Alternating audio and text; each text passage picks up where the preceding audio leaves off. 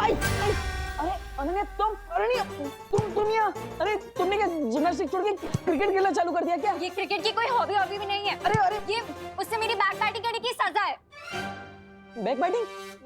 मैंने कब तुम्हें काटा? हाँ, मैंने कब काटा? बैक बैटिंग मतलब चुगली। ओह, मैंने तुम्हारी कोई चुगली उगली नहीं की। ओ हेलो, हेलो। अपना ये इनोसेंट फेस जाके ना किसी और को दिखाना। मुझे अच्छी तरह से पता है कि तुमने ही नकाबपोश को मेरे बारे में जाके बताया है। अरे नहीं नहीं, मैंने किसी को तुम्हारी चुगली नहीं की। वो तो नकाबपोश ही तुम्हारे बारे में खोद के पूछता रहता है। और मैं तो दिल का सच्चा हूँ ना, तो मैं सब सच बक देता हूँ, मतलब बता देता हूँ। बढ़िया है दिल के सच्चे। मुझे पता है तुम्हारी वजह से मेरे और उसके बीच में मिसअंडरस्टैंडिंग हुई है। अरे पर तुम दोनों के बीच में तो सब सॉल्व हो गया ना, और तुम दोनों तो वापस बडीज बन गए। क्या? तुम्हें कैसे पता कि हम लोग बडीज बन गए हैं?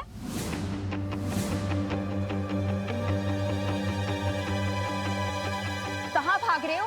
कहाँ तक भागोगे? तुम बस से भागोगे तो मैं ट्रेन से पीछे आऊंगी, तुम ट्रेन से भागोगे तो मैं प्लेन से पीछे आऊंगी। अभी तुम्हारा पीछा नहीं छोड़ूंगी मैं। मुझे सच सच बताओ कि मेरे और नकाबपोश के बैचअप के बारे में तुम्हें कैसे पता? अरे यार सिंपल है, आज सुबह जब वो मुझे वापस कॉलेज छोड़ने को आया तो उसी ने मुझे सब सच बता दिया। अब सच कहूँ तो उसके पेट में एक भी बात नहीं टिकती, सीरियसली। मुझे उससे मिलने में इतना सारा ड्रामा करना पड़ता है, पर तुम्हें कैसे वो रोज रोज रास्ते में मिल जाता है? अब क्योंकि मैं स्मार्ट बर्ड हूँ और तुम एंग्री बर्ड हो। सीधे सीधे बताओ मुझे कि तुम कैसे जानते हो उसे?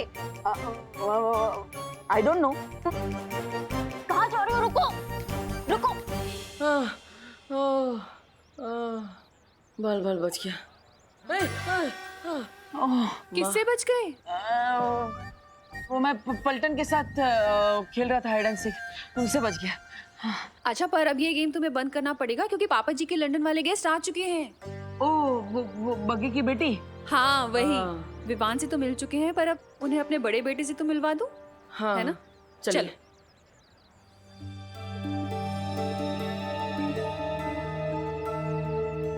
उम्मीद है इस बार तुम्हारे बोए हुए बीज काम आएंगे तिमनासा। मैं तुम्हें कितनी बार कहूँ भैमार कि ये मेरा अंतिम और निर्णायक युद्ध है नकाबपोश और बालवीर के साथ। इनसे मिलो, ये हैं हमारे लंदन से आए गेस्ट। ये है तनीषा। हाय। और ये है इनके हस्बैंड अभय।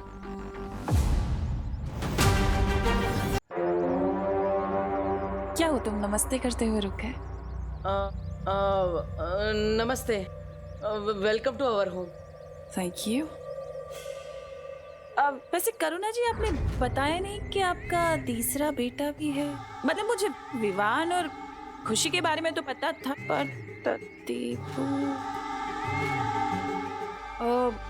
इसके बारे में मैं तुम्हें बाद में बताऊंगी तनीषा, लंबी स्टोरी है।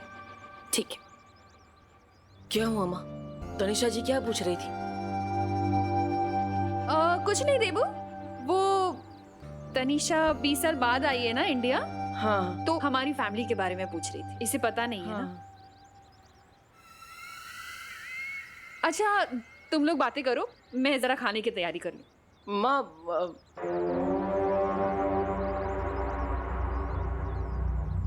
तुम्हारी शक्ल तुम्हारी माँ से मिलती नहीं है, क्यों ऐसा? अरे क्यों टांग खींच रहे हो बेचारे की? हो सकता है देबू की शक्ल अपने डैड से मिलती हो, है ना? हाँ हाँ हाँ, मेरी शक्ल मेरे डैडी के डैडी से मिलती है, लोग ऐसा ही कहते हैं। आप लोग आराम कीजिए, मैं परेशान नहीं करूंगा। Okay bye. अच्छा हुआ बालवीर तुम्हारी याददाश्त चली गई, क्योंकि अब जो मैं करने वाली हूँ वो तुम देख नहीं पाते। मुझे पूरा यकीन है कि विवान इनके प्लान की अच्छी तरह से फिरकी ले लेगा, इसलिए मैं बेफिक्र होकर अपने मिशन पर जा सकता हूँ। अब मुझे परियों से बात करनी ही होगी। जरा सा झूम लूं मैं, अरे नारे पापा ना। मस्ती बड़ी मस्ती।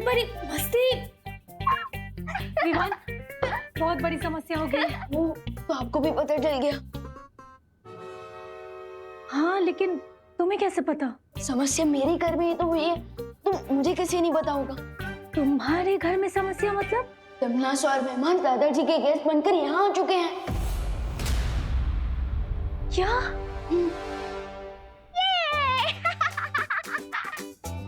मस्ती परी, वाई परी, आज मस्ती परी कुछ ज्यादा ही मस्ती के मूड में लग रही है। मस्ती परी, अरे मस्ती, अरे मम्मी देखेगी तो यही सोचेगी कि मैं बेड पे कूद रहा था और डांट मुझे पड़ेगी। मस्ती परी प्लीज रुक जाइए ना।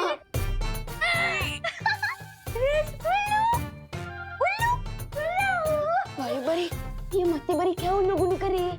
दरअसल वीरलोक में इसने बुद्धिनाशक फल खा लिया था, उसी का असर है ये। ओह, तो आपने इस फल का असर रोकने के लिए कोई दवाई क्यों नहीं थी मस्ती परी को? इसलिए तो इधर आई हूँ, क्योंकि इस फल का तोड़ सिर्फ बालवीर की शक्तियों से बन सकता है। ओह, क्या करना होगा मुझे? तुम्हें अपनी शक्तियाँ इसमें डालनी पड़ेगी, जिससे एक काढ़ा बनेगा और उसे पीकर ही मस्ती परी ठीक हो पाएगी। ओके।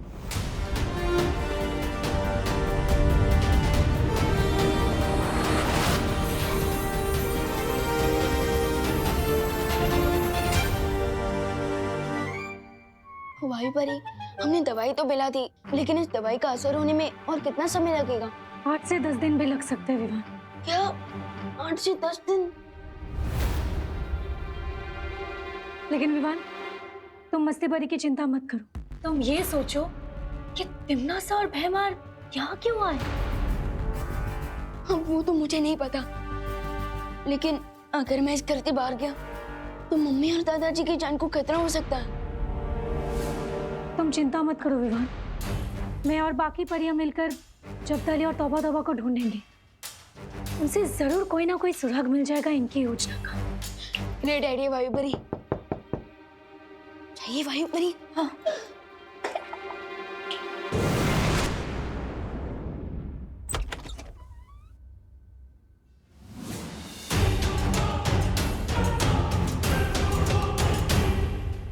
कैसे हो विवान? मुझे पता है कि तुम्हारे इस छोटे से दिमाग में बहुत बड़े बड़े सवाल चल रहे हैं, है ना?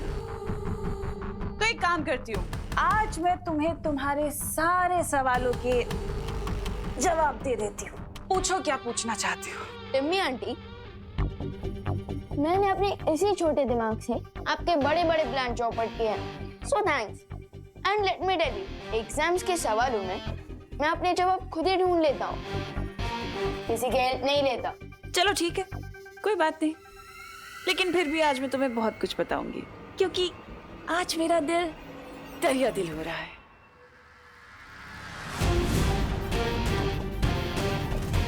ये टिम्मी आंटी क्या करने वाली है?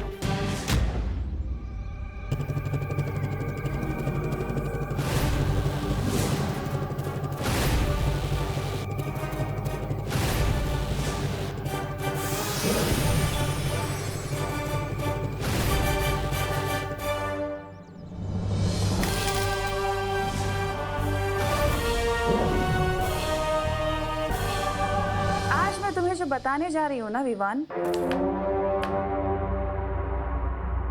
वो अच्छाई और बुराई के अंतिम युद्ध की शुरुआत होगी। और तुम अंतिम युद्ध का मतलब जानते हो ना? अंतिम युद्ध का मतलब ये है कि ये युद्ध तुम्हारे और मेरे बीच का होगा।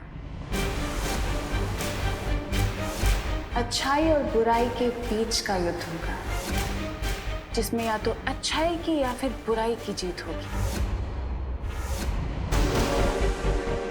यानी कि जीत मेरी होगी, बुराई की जीत, और तुम कुछ नहीं कर पाओगे।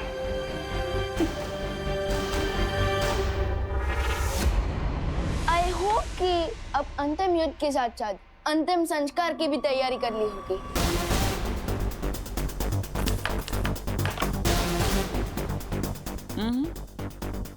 इतना जल्दी एक्साइटेड होने की जरूरत नहीं है विवान, क्योंकि तुमसे पहले मैं तुम्हारे उस नकाबपोश को पकड़ूंगी।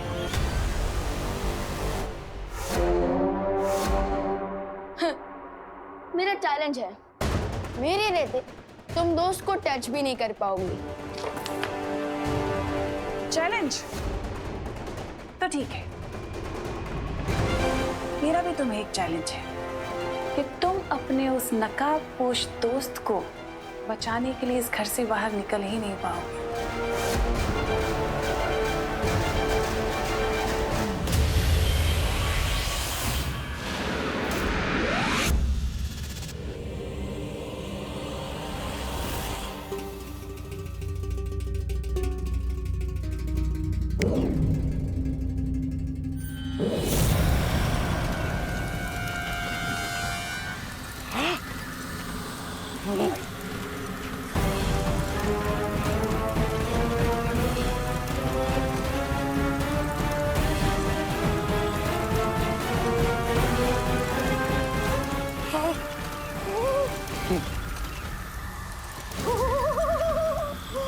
चौताली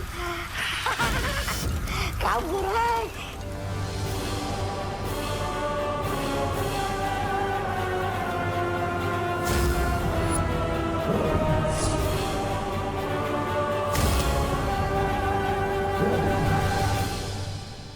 और रही बात तुम्हारी, तो देखो मैं तुम्हारे ही घर में तुम्हारे साथ तुम्हारे परिवार के बीच में हूँ और तुम मेरा कुछ नहीं बिगाड़ पा रहे हो। तो जाल में तो तुम फंस गए ना मेरे।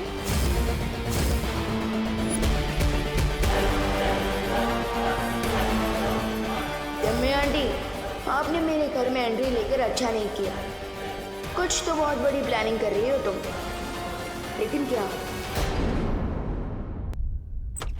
विवान, वो तमन्ना भैया, आपको भी पता चल गया कि दादाजी के गेस्ट एक्चुअली गेस्ट नहीं बल्कि पेस्ट है, और हमें पेस्ट कंट्रोल करना ही होगा। हाँ, लेकिन वो तुम्हें यहाँ क्यों आए हैं? ये दोनों इस बार नकाबपोश दोस्त की पतंग काटने की विश लेकर आए हैं। लेकिन नकाबपोश का सच जानने के लिए इतना बड़ा रिस्क उठाकर वो तुम्हारे घर में क्यों आए? आई एम श्योर कोई डीप सीक्रेट है। कहीं तिम्नासा को मेरे अंतिम और निर्णायक युद्ध के बारे में पता तो नहीं चल गया? मुझे जल्दी ही उस छुपी शक्ति को ढूंढना होगा। बट फिकर नॉट भैया, मैंने टिम्मी आंटी को इससे पहले भी कई बार हार का कड़वा जूस पिलाया, सो इस बार भी वही करूंगा। और मैंने परियों को टिम्मी आंटी की प्लान की डिटेल जानने भेज दिया है। वाह, ये तो बहुत अच्छा किया। तो मैं भी अभी भाईमार को वो जमल घोटा खिला देता हूँ और तिम्नासा को नींद की गोलियां। नहीं, एक मिनट। देबू भैया, इस बार हमें टिप्पी आंटी पर सर्जिकल स्ट्राइक करनी होगी, बिल्कुल चुपके से, कैलकुलेटेड अटैक। और हाँ, इन सब चीजों के बारे में मम्मी को बिल्कुल भी पता नहीं चलना चाहिए, प्लीज। हाँ, यू आर राइट। माँ से सच छुपाने के चक्कर में मेरी जुबान कथकली, डिस्को डांस सब करने लगती है। इसलिए देबू भैया, मेरी ना आपसे एक रिक्वेस्ट है। क्या? इस बार ना सबसे बड़ा कंट्रीब्यूशन आपका ही है। अच्छा, अरे वाह। हाँ, और वो ये है कि हाँ, बोलो बोलो। कि टिम्मी आंटी को हराने में अब कोई कंट्रीब्यूशन ना करे। हाँ, हाँ, ठीक है, मैं इस बार भी कुछ नहीं करता। ओके ओके भैया। विवान, कुछ समझाने की जरूरत नहीं। देखो, मैं इस कमरे के अंदर ही रहूंगा, तिम्नासा और भाईमार की नजरों में बिल्कुल भी नहीं आऊंगा, ताकि माँ और दादाजी सुरक्षित रहे। मेरी फैमिली तो आप ही है देबू भैया, आपको प्रोटेक्ट करना भी मेरी रिस्पॉन्सिबिलिटी है, इसलिए मैं आपको इन सबसे दूर रखना चाहता हूँ। बट आई प्रॉमिस, इस एंड गेम में मैं तिम्नासा का दी एंड करके ही रहूंगा। इस अंतिम युद्ध में साथ मिलकर लड़ने का एक ही तरीका है मेरे पास, कि मैं जल्द से जल्द उस पुष्प अमर को ढूंढ लूं। इस मिशन का एक पार्ट तुम पूरा करोगे और दूसरा पार्ट मैं करूंगा।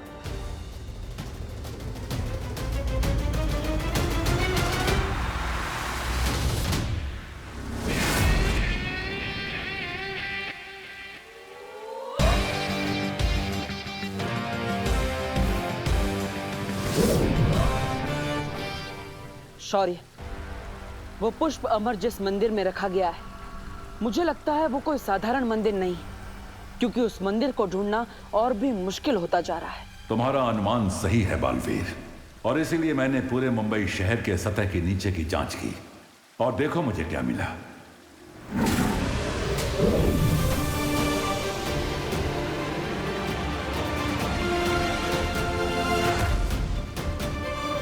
वो मंदिर इस खंडहर में है, और ये खंडहर भारत नगर के पीछे है।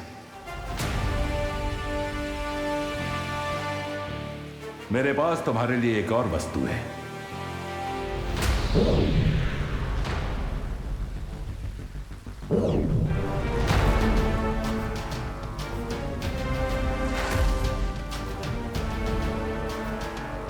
ये क्या है शौर्य? तुम्हें अपने इस कार्य में कई बार अपना रूप बदलना पड़ सकता है। इस यंत्र की मदद से तुम पलक झपकते ही अपना रूप बदल सकोगे।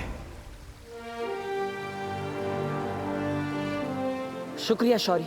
अब जल्दी जाकर वो पुष्प अमर प्राप्त करो, और ध्रुवतारे पर उस महिला से छुपी शक्ति की पहचान मालूम करो।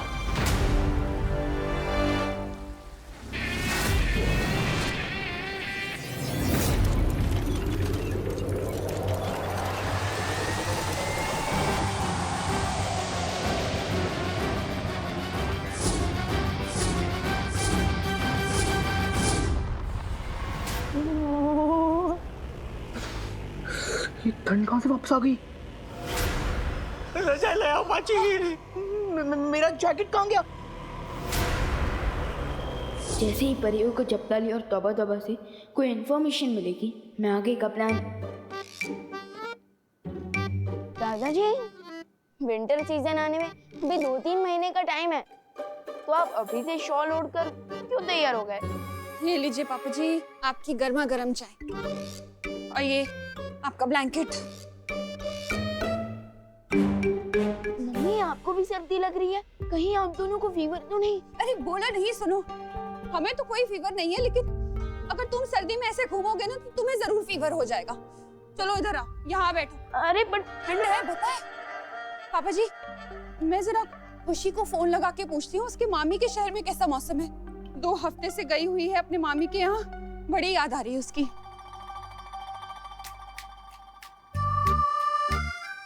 अरे मम्मी, अरे कहाँ जा रहे हो? बैठो। अरे ये लो कंबल ओढ़ो, चुपचाप बैठ। हो गई बात खुशी से पापा जी। वो बोल रही है कि बजरंगपुर में भी ऐसे ही ठंडी का मौसम है। ये सब हो क्या रहा है? ये सब ग्लोबल वार्मिंग की वजह से हो रहा है। वार्मिंग तो मुझे ब्लैंकेट के अंदर लग रही है। दरअसल इंसानों ने प्रकृति का संतुलन बिगाड़ दिया है, इसीलिए गर्मी की मौसम में सर्दी लगती है, रेगिस्तान में बारिश होती है, ऑस्ट्रेलिया में आग लग जाती है, कहीं पे भूकंप होता है और कहीं पे तूफान।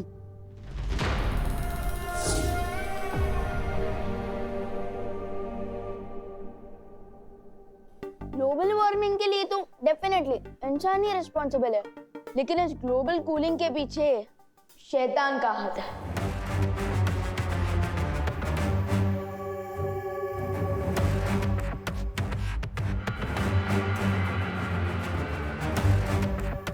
विवान, मैं तो टच कर रहा था बॉल को। अरे अभी तनीषा, आओ आओ आओ, बैठो। मैं तुम लोगों के लिए भी गर्मा गर्म चाय लेकर आती हूँ। कैसे हैं?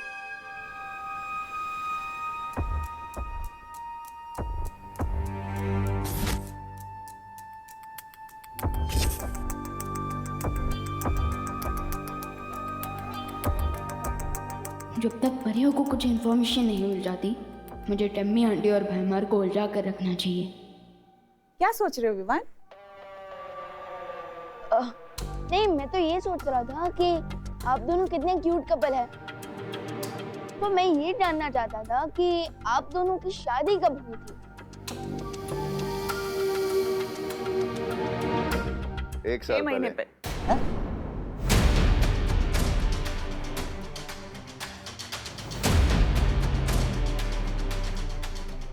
एक साल पहले या 6 महीने पहले? कितने अजीब कपल है, इतनी जल्दी अपनी वेडिंग डेट भी भूल गए। अब सामने आ जाएगी इनकी रियलिटी।